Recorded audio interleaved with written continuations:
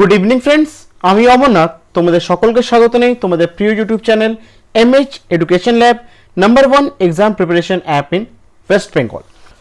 তো আজকে তোমাদের সাথে মোস্ট ইম্পর্টেন্ট 25টা কোয়েশ্চেন করাবো, যেখানে প্রত্যেকটা question exam point of view থেকে খুবই ইম্পর্টেন্ট। যে সমস্ত ক্যান্ডিডেটরা WBCS 2021 এর জন্য প্রিপারেশন করছো, তাদের প্রিপারেশনটাকে আরও বেটার করার জন্য কিন্তু এই কোর্সটা আনা হয়েছে। ভালো করে তোমরা কিন্তু ক্লাসগুলো ফলো করবে এবং যে সমস্ত প্রশ্নগুলো এখানে আলোচনা করা হচ্ছে প্রত্যেকটা প্রশ্ন কিন্তু খুবই ইম্পর্টেন্ট। ভালো করে পড়বে, দরকার পড়লে এগুলোকে একটু খাতায় নোট ডাউন করে রেখো, কারণ খুবই ইম্পর্টেন্ট কোশ্চেনগুলো হতে পারে। এই ধরনের কোশ্চেন কিন্তু তোমাদের পরীক্ষায় আসতে পারে। তো সে কারণে তোমাদের সকলকে যে রিকোয়েস্ট থাকবে, ক্লাসটি করার সাথে সাথে তোমরা কিন্তু কপি পেন নিয়ে বসো। ক্লাসগুলো যখন কোশ্চেনগুলো করা হবে সেই কোশ্চেনগুলো পারলে একটু খাতায় নোট ডাউন করে নিও। ক্লিয়ার? আর এই ক্লাসটির পিডিএফ এমএইচ এডুকেশন ল্যাবের টেলিগ্রাম চ্যানেলে কিন্তু শেয়ার করে দেওয়া হবে। এখনও যারা টেলিগ্রাম চ্যানেল জয়েন করনি, অতি অবশ্যই কিন্তু টেলিগ্রাম চ্যানেলের সাথে যুক্ত হয়ে যেও। লিঙ্ক কিন্তু ডেসক্রিপশন বক্সের মধ্যে প্রোভাইড করা আছে। ক্লিয়ার? চলো, তো আজকের ফার্স্ট কোশ্চেন দেখো কি আছে। Parliamentary government is also known as. তো পার্লামেন্টারি গভর্নমেন্টটির আরেকটি নাম কি? সঠিক উত্তরে যাবে option D, all of this, মানে ক্যাবিনেট গভর্নমেন্ট, রেসপন্সিবল গভর্নমেন্ট এবং ওয়েস্টমিনিস্টার ফর্ম অফ গভর্নমেন্ট। এই তিনটি নামে কিন্তু জানা হয় পার্লামেন্টারি গভর্নমেন্টকে। ক্লিয়ার? তো এর ব্যাপারে দেখে নিই আমরা। The parliamentary government is also known as cabinet government or responsible government and web minister forms of government, and it is prevalent in Britain, Japan, Canada, India and other country. তো ভারতের যে parliamentary গভর্নমেন্টটি আছে সেই গভর্নমেন্টটি আরেকটি নাম হচ্ছে cabinet government এবং responsible government এবং West minister form of government. তিনটি নামে কিন্তু জানা হয় ভারতের পার্লামেন্টারি গভর্নমেন্টটি। ক্লিয়ার? আর এইটা কিন্তু ব্রিটেন, জাপান, কানাডা, ইন্ডিয়া এবং আরও যে সমস্ত দেশ আছে সেগুলোর মধ্যে কিন্তু এটি প্রিভিলেন্ট করা হয়। Clear?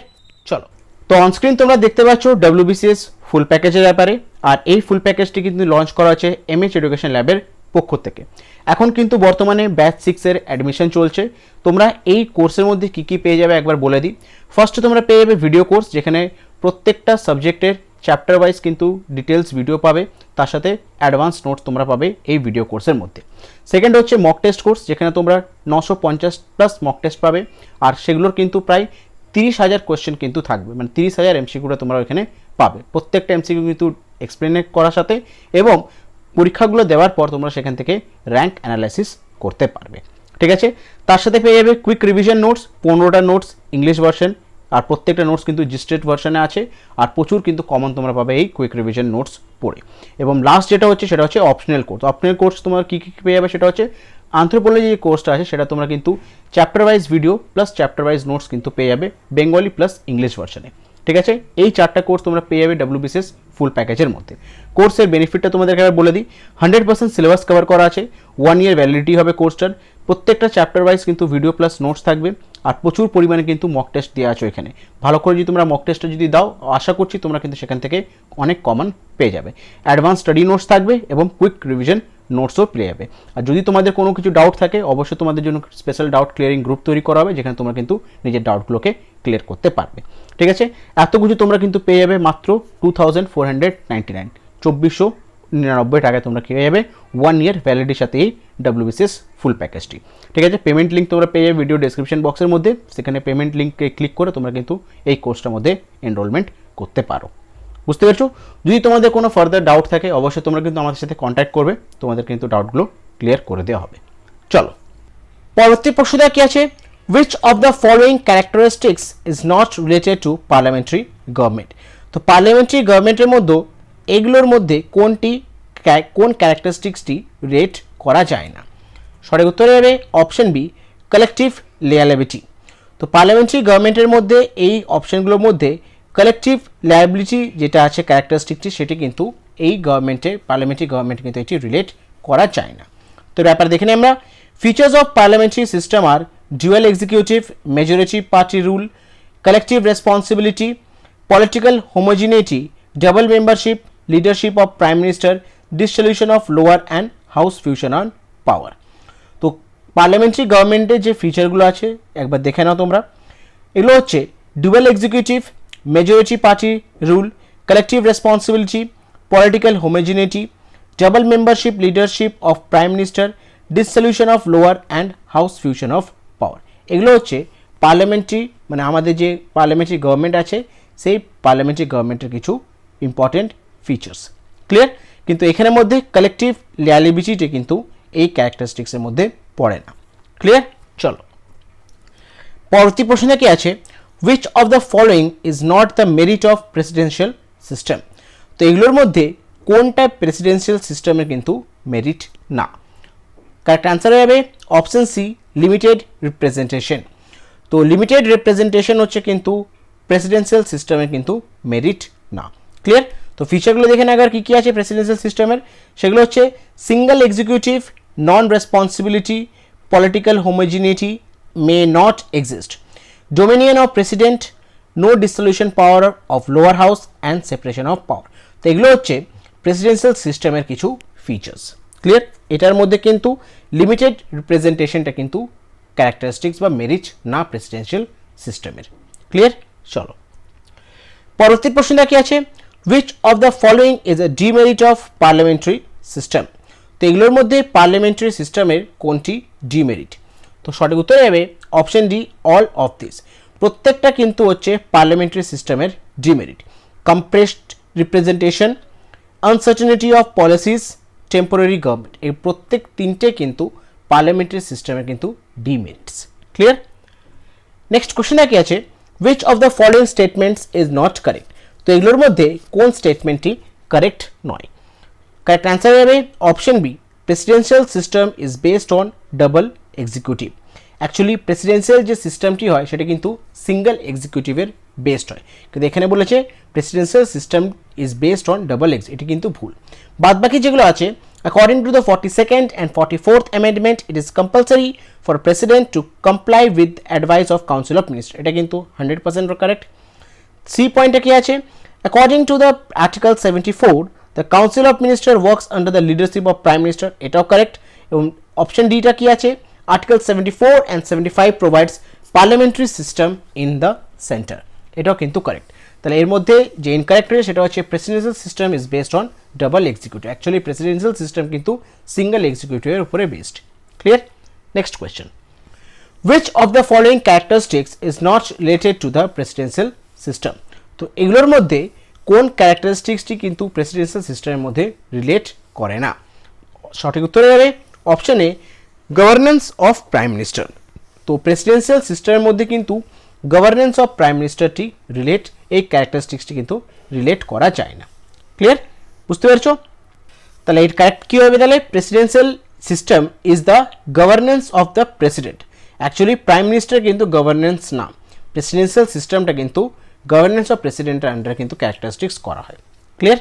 Next question, which of the following characteristics is not related to the federal government? তো এগুলোর মধ্যে ফেডারেল গভর্নমেন্টের কোন ক্যারেক্টারিস্টিক্সটি রিলেট করা যায় না? সঠিক উত্তর হবে option B, flexible constitution. Federal গভর্নমেন্টের কিন্তু ফ্লেক্সিবল কনস্টিটিউশন না। ক্লিয়ার? এটা এই ক্যারেক্টারিস্টিক্সটা কিন্তু ফেডারেল গভর্নমেন্টের না। ক্লিয়ার? তো এর ব্যাপারে দেখে নিই আমরা, flexible constitution provision is not related to the federal government. Actually flexible constitution যে প্রভিশনটা আছে সেটি কিন্তু ফেডারেল গভর্নমেন্টের উপর কিন্তু এটি অ্যাপ্লিকেবল না। ক্লিয়ার? নেক্সট কোয়েশ্চেনটা কি আছে, ইন দ্য ফেডারেল গভর্নমেন্ট কী হয়, ফেডারেল গভর্নমেন্টের মধ্যে কী হয়?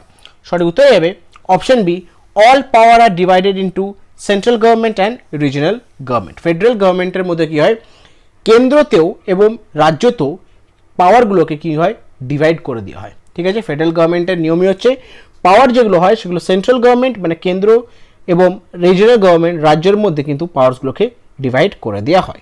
তো ব্যাপার দেখে আমরা, federalism is a system of government in which the power is divided between central authority and various constituent unit of the country. Usually a federation has to level of government. তো ফেডারেলিজমের মধ্যে কী হয়, যে গভর্নমেন্টের যে পাওয়ারগুলো থাকে সেগুলো কিন্তু সেন্ট্রাল অথরিটি এবং ভেরিয়াস যে স্টেটের অথরিটি আছে তাদের মধ্যে কিন্তু পাওয়ারগুলোকে ইকুয়ালি ডিভাইড করে দেওয়া হয়। ক্লিয়ার? আর ইউজুয়ালি ফেডারেলিজম বা ফেডারেল যে গভর্নমেন্টটি আছে সেটা কিন্তু হচ্ছে টু লেভেল অফ গভর্নমেন্ট, মানে দুটি লেভেল হচ্ছে গভর্নমেন্টের। ক্লিয়ার? নেক্সট কোয়েশ্চেন দেখো কী আছে, the federal system in India is based on model of which country? ভারতের যে ফেডারেল সিস্টেমটি আছে এটি কোন দেশের একটি মডেল? সঠিক উত্তরে হবে option A, Canada. Actually federal যে সিস্টেমটি আছে সেটা কিন্তু আমরা কানাডার থেকে আমরা এটাকে ধার নিয়েছি। ঠিক আছে, বা কানাডা যে দেশটা আছে সেখানে কি ফেডারেল সিস্টেম চলে, তো সেই ফেডারেল সিস্টেমটাকে কিন্তু আমরা কানাডা থেকেই আমরা ধার নিয়ে আমরা করেছি। ক্লিয়ার, জিনিসটা আমরা কানাডা থেকেই অ্যাডাপ্ট করেছি, বুঝতে পারছো। তো the federal system in India is adapted from Canada, তো কানাডা থেকে কিন্তু আমরা ফেডারেল সিস্টেমটি অ্যাডাপ্ট করেছি। ক্লিয়ার, নেক্সট কোশ্চেন আগে আছে which of the following statement is wrong, তো এগুলোর মধ্যে কোন স্টেটমেন্টটি রং। তো সঠিক উত্তর হবে option C, there are only 98 topics in the central list at this time. Actually central লিস্টে কিন্তু 98টা টপিক নয়, ক্লিয়ার, আরও বেশি আছে। তো আরোগুলো অপশনগুলো দেখে না কী কী আছে, Lok Sabha represent the people of the India, correct. Rajya Sabha represent the state, ঠিক আছে। Rajya Sabha protect the state with unnecessary interference from the centre, এটাও কারেক্ট। এর ব্যাপারে একটু দেখে নিই তাহলে, the union list or list 1 is list of 101 items given to the 7th schedule of in the constitution of India on which parliament has exclusive power to legislate. তো 98টা topic না, অ্যাকচুয়ালি 101টা আইটেম আছে, ঠিক আছে। 101টা item কিন্তু listed করা আছে 7th শিডিউলের কনস্টিটিউশনের মধ্যে। Clear, বুঝতে পারছো। চলো পরবর্তী প্রশ্নটা কি আছে, the fundamental duties were included in the constitution of India by which of the following amendment act. তো ভারতের মধ্যে ফান্ডামেন্টাল ডিউটিসগুলো যেগুলোকে ইনক্লুড করা হয়েছিল, তো কত নম্বর অ্যামেন্ডমেন্ট অ্যাক্ট দিয়ে এই ফান্ডামেন্টাল ডিউটিসগুলোকে কনস্টিটিউশনের মধ্যে ইনক্লুড করা হয়েছিল। সঠিক উত্তর হবে option D, 42nd amendment act. এটাকে আমরা বলি মিনি কনস্টিটিউশন। 42nd অ্যামেন্ডমেন্ট অ্যাক্টের মধ্যে কিন্তু ভারতের মধ্যে ফান্ডামেন্টাল ডিউটিসগুলোকে কিন্তু ইনক্লুড করা হয়েছিল। তো এর ব্যাপারে দেখে নিই আমরা। Fundamental duties were incorporated in Indian Constitution by Constitution 42nd Amendment Act 1976। তো 1976 সালে যে 42তম অ্যামেন্ডমেন্ট অ্যাক্ট হয়েছিল, যেটার আরেকটি নাম হচ্ছে মিনি কনস্টিটিউশন, তো সেখানের মধ্যে কিন্তু ফান্ডামেন্টাল ডিউটিসগুলোকে ইনক্লুড করা হয়েছিল ভারতের সংবিধানের মধ্যে। ক্লিয়ার, নেক্সট কোশ্চেন কি আছে, the fundamental duties are mention, fundamental ডিউটিসগুলো কোথায় মেনশন করা আছে। তো সঠিক উত্তরে যাবে option D, in schedule 4A। Schedule 4A-তে কিন্তু ফান্ডামেন্টাল ডিউটিসগুলো মেনশন করা আছে। তো এর ব্যাপারে দেখে নিই আমরা, the fundamental duties of citizens are mention in part 4A of the Indian constitution. তো পার্ট 4A, ভারতের সংবিধানে পার্ট 4A কিন্তু ফান্ডামেন্টাল ডিউটিস অফ সিটিজেন্সগুলো মেনশন করা আছে। ক্লিয়ার, পরবর্তী প্রশ্নটা কি আছে, which of the following article of Indian constitution contains fundamental duties. তো কোন আর্টিকেলে, ভারতের সংবিধানে কত নম্বর আর্টিকেলে কিন্তু ফান্ডামেন্টাল ডিউটিসগুলো মেনশন করা আছে। সঠিক উত্তর হবে অপশন বি, 51A। তো 51A-তে কিন্তু ভারতের সংবিধানের 51A-তে কিন্তু ফান্ডামেন্টাল ডিউটিসগুলো কিন্তু মেনশন করা আছে। তো ব্যাপারে দেখে নিই আমরা, the fundamental duties of citizens are mention in article 51A of the Indian constitution. তো ফান্ডামেন্টাল ডিউটিস, সিটিজেনদের ফান্ডামেন্টাল ডিউটিস যেগুলো হয় সেগুলো কিন্তু ভারতের সংবিধানে আর্টিকেল 51A-এর মধ্যে কিন্তু এগুলো মেনশন করা আছে। নেক্সট কোশ্চেন কি আছে, which of the following are fundamental duties, এগুলোর মধ্যে কোনগুলো ফান্ডামেন্টাল ডিউটিস। সঠিক উত্তরে হবে অপশন ডি, প্রত্যেকটাই। Safeguarding public property, protecting the sovereignty, integrity and unity of India, developing scientific temper and humanism, এগুলো প্রত্যেকটাই কিন্তু ফান্ডামেন্টাল ডিউটিস ভারতের সিটিজেনের। ক্লিয়ার, তো ব্যাপারে দেখে নিই আমরা, the fundamental duties which were added by the 42nd Amendment Act of the Constitution in 1976, in addition to creating and promoting culture, also strengthened the hands of the legislature in enforcing this duty, rise of the fundamental rights.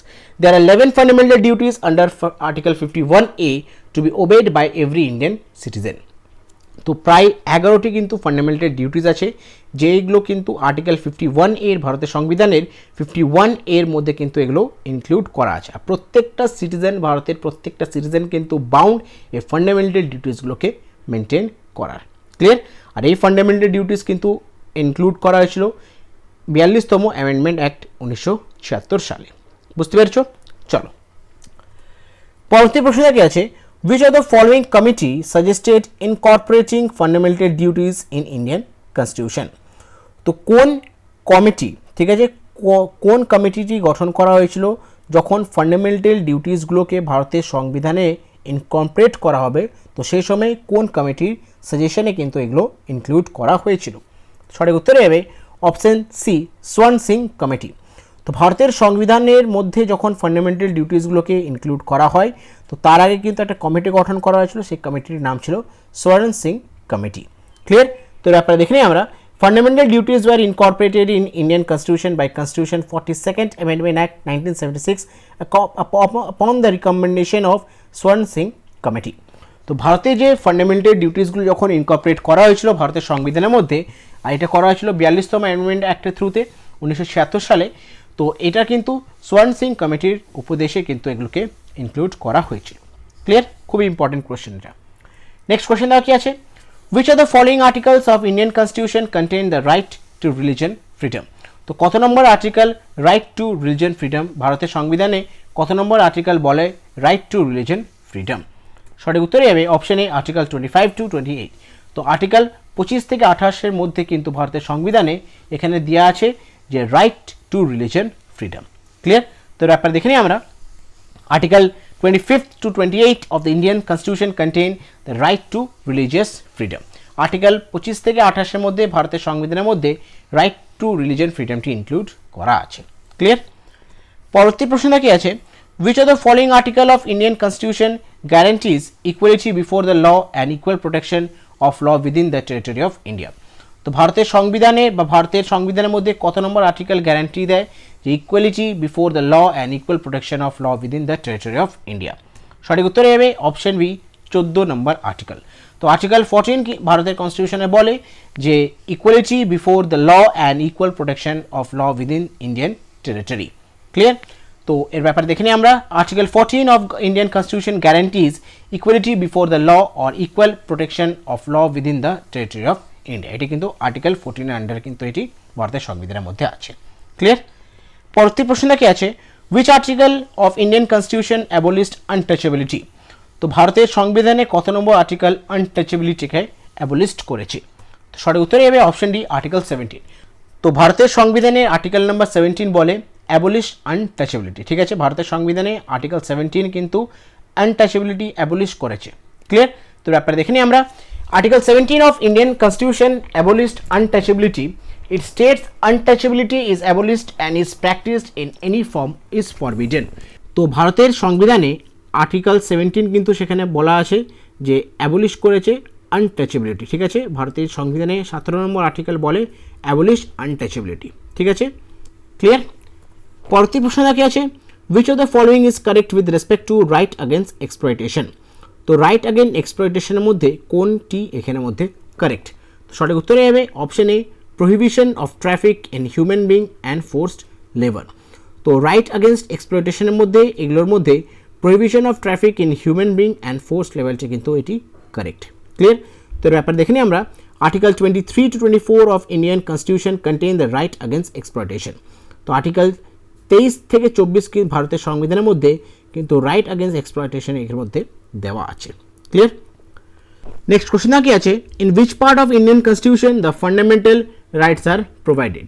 তো কত নম্বর পার্টে fundamental রাইটসগুলো include করা আছে? তো সঠিক উত্তরে হবে option B part 3।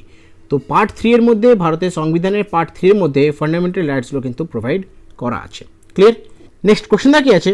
Which one the following articles deals with appointment of prime minister and other minister?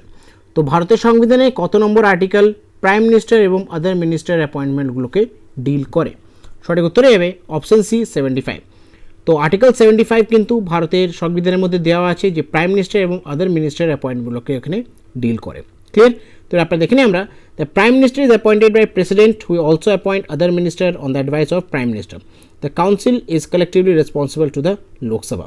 তো প্রাইম মিনিস্টার কিন্তু অ্যাপয়েন্ট হয় প্রেসিডেন্টের দ্বারা এবং প্রাইম মিনিস্টারের অনুযায়ী কিন্তু প্রেসিডেন্ট অন্যান্য আদার মিনিস্টারগুলোকে অ্যাপয়েন্ট করে। যে প্রাইম মিনিস্টার এবং তার সাথে যে ক্যাবিনেট মিনিস্টার হয় তারা মিলে কিন্তু লোকসভাটাকে কালেক্টিভলি রেসপন্সিবল করে। ক্লিয়ার? নেক্সট কোয়েশ্চেনটা কি আছে? The prime minister is appointed by which one of the following? এনাদের মধ্যে প্রাইম মিনিস্টারকে কে অ্যাপয়েন্ট করে? সঠিক উত্তরে হবে অপশন বি প্রেসিডেন্ট। প্রাইম মিনিস্টারকে কিন্তু জেনারেলি প্রেসিডেন্ট অ্যাপয়েন্ট করে। Clear? Article 75 of the Indian Constitution mentioned that the Prime Minister is one who is appointed by the President. তো Article 75 মধ্যে দেওয়া আছে যে ভারতের যে প্রাইম মিনিস্টার হয় তাকে কিন্তু অ্যাপয়েন্ট করে ভারতের রাষ্ট্রপতি। ক্লিয়ার? নেক্সট কোশ্চেনটা কি আছে? The total number of minister including the prime minister shall not exceed. তো এর সঠিক উত্তরে হবে option D 15% member of Lok Sabha. Clear? তো ব্যাপারে দেখে নিই আমরা। The total number of minister including the prime minister in the council of minister shall not exceed 15% of the total number of members in the house of people. তো লোকসভার মধ্যে যতগুলো member ধরে তার 15% মেম্বার কিন্তু থাকতে হবে, 15% মেম্বারের মধ্যে কিন্তু থাকতে হবে প্রাইম মিনিস্টার এবং আদার কাউন্সিল অফ মিনিস্টারকে। ক্লিয়ার? বুঝতে তার বেশি কিন্তু এক্সিড করা যাবে না। ক্লিয়ার? পরবর্তী প্রশ্নটা কি আছে? দ্য সুপ্রিম কোর্ট অফ জাজ at present contain the following number of জাজেস। তো সুপ্রিম কোর্টে, ভারতের যে সুপ্রিম কোর্ট আছে তা অ্যাট প্রেজেন্ট কতগুলো জাজ সেখানে আছে? সঠিক উত্তরে যাবে অপশন বি 33 জাজ। তো টোটাল এখন 33টা জাজ আছে ভারতের সুপ্রিম কোর্টে। ক্লিয়ার? তো দেখানোর ব্যাপারে দেয়ার আর কারেন্টলি 33 জাজেস including the chief justice of India against a maximum possible strength of 34। তো টোটাল কিন্তু 34 জন থাকতে পারে, তো বর্তমানে কিন্তু 33 জন আছে including chief justice. Clear? As per the constitution of India জাজেস of supreme court retire at the age of 65। তো কনস্টিটিউশনের অনুযায়ী কিন্তু 65 বছর বয়সে সুপ্রিম কোর্টের জাজরা কিন্তু রিটায়ার হয়ে যায়। Clear? Justice Sharad Arvind Bobde is 47th chief justice of India. তো বর্তমানে জাস্টিস শরদ অরবিন্দ বোবডে কিন্তু 47তম ভারতের চিফ জাস্টিস। ক্লিয়ার? তো আজকে শেষ প্রশ্ন দেখে কি আছে? হু among the following অ্যাপয়েন্টস the chief justice and other জাজ অফ সুপ্রিম কোর্ট। তো ইনাদের মধ্যে চিফ জাস্টিস এবং আদার যে জাজ হয় সুপ্রিম কোর্টের তাদেরকে কে অ্যাপয়েন্ট করে? সঠিক উত্তরে যাবে অপশন ডি প্রেসিডেন্ট। তো সুপ্রিম কোর্টের যে সমস্ত জাজ আছে এবং চিফ জাস্টিস তাকে অ্যাপয়েন্ট করে হচ্ছে প্রেসিডেন্ট। ক্লিয়ার? তো ব্যাপারে দেখে নিই আমরা। The chief justice of India and জাজেস of supreme court are appointed by the president under clause 2 of article 124 of the constitution. তো ভারতের চিফ জাস্টিস এবং আদার জাজ, সুপ্রিম কোর্টের যে আদার জাজ আছে তাদেরকে অ্যাপয়েন্ট করা হচ্ছে প্রেসিডেন্ট। এটি কিন্তু ক্লজ 2 আর্টিকেল 124 ধারায় কিন্তু এটি অ্যাপয়েন্ট করা হয়। ক্লিয়ার? তো এগুলো ছিল আজকের বিশেষ কিছু 25টা important question. Exam point of view থেকে প্রত্যেকটা কোয়েশ্চেন কিন্তু খুব ইম্পর্টেন্ট। ভালো করে তোমরা পড়বে, কোয়েশ্চেনগুলোকে মনে রাখার চেষ্টা করবে এবং যদি টাইম পাও তোমরা কিন্তু এই কোয়েশ্চেনগুলোকে একটু খাতায় নোট ডাউন করে নিও। ক্লিয়ার? পরবর্তীকালে যখন তোমরা খাতা খুলে পড়বে তোমাদের জিনিসগুলো এক জায়গায় থাকবে, প্রচুর প্রশ্ন পাবে এক জায়গায়, সেখান থেকে পড়তে এবং জিনিসটা বুঝতেও সুবিধা হবে। বুঝতে পেরেছো? কিন্তু ভালো করে কিন্তু এগুলো মনে রাখার তোমরা অবশ্যই চেষ্টা করবে, খুবই ইম্পর্টেন্ট কিন্তু প্রশ্নগুলো। বুঝতে পেরেছো? আর একটা ছোট্ট ইনফরমেশন তোমাদের সকলের কাছে বলার আছে, সেটা হচ্ছে এখনও যারা আমাদের এমএচ এডুকেশন ল্যাব অ্যাপটি ডাউনলোড করেনি অথবা আমাদের টেলিগ্রাম চ্যানেলের সাথে যুক্ত হওনি, তারা অতি অবশ্যই কিন্তু ডেসক্রিপশন বক্সটা ভালো করে ফলো করো। সেখানে কিন্তু এমএচ এডুকেশন ল্যাব অ্যাপের লিঙ্কটা প্রোভাইড করা আছে। লিঙ্কটা ক্লিক করে তোমরা আমাদের এমএচ এডুকেশন ল্যাব অ্যাপটি ডাউনলোড করে নাও এবং টেলিগ্রাম চ্যানেল লিঙ্কটা প্রোভাইড করা আছে, সেখানে লিঙ্কটা ক্লিক করে তোমরা কিন্তু আমাদের টেলিগ্রাম চ্যানেলের সাথে যুক্ত হয়ে যাও। আর অবশ্যই কিন্তু তোমরা হোলি যে ধামাকা অফারটি চলছে সেটা মিস করো না। 70% ডিসকাউন্ট দিয়ে তোমরা কোর্সটার মধ্যে এনরোল করতে পারবে নিজেদেরকে। ক্লিয়ার? খুবই এফেক্টিভ কিন্তু কোর্সটা। বুঝতে পেরেছো? তো আজকে ক্লাসটি আমি এখানে শেষ করছি। যদি ক্লাসটি তোমাদের ভালো লেগে থাকে, ইনফরমেটিভ লেগে থাকে, তো অবশ্যই তোমাদেরকে রিকোয়েস্ট করবো আমাদেরকে মোটিভেট করার জন্য ভিডিওটা একটা লাইক করো, ভিডিওটা নিজের বন্ধুবান্ধব গ্রুপসের মধ্যে শেয়ার করে দাও। আর এখনও যারা চ্যানেলটিকে সাবস্ক্রাইব করোনি অতি অবশ্যই চ্যানেলটিকে সাবস্ক্রাইব করো এবং পাশে থাকা যে বেল আইকনটি আছে সেটি প্রেস করে দাও। যখনই কোনো ভিডিও আপলোড হবে চ্যানেলে তোমাদের কাছে নোটিফিকেশন চলে যাবে। Thank you.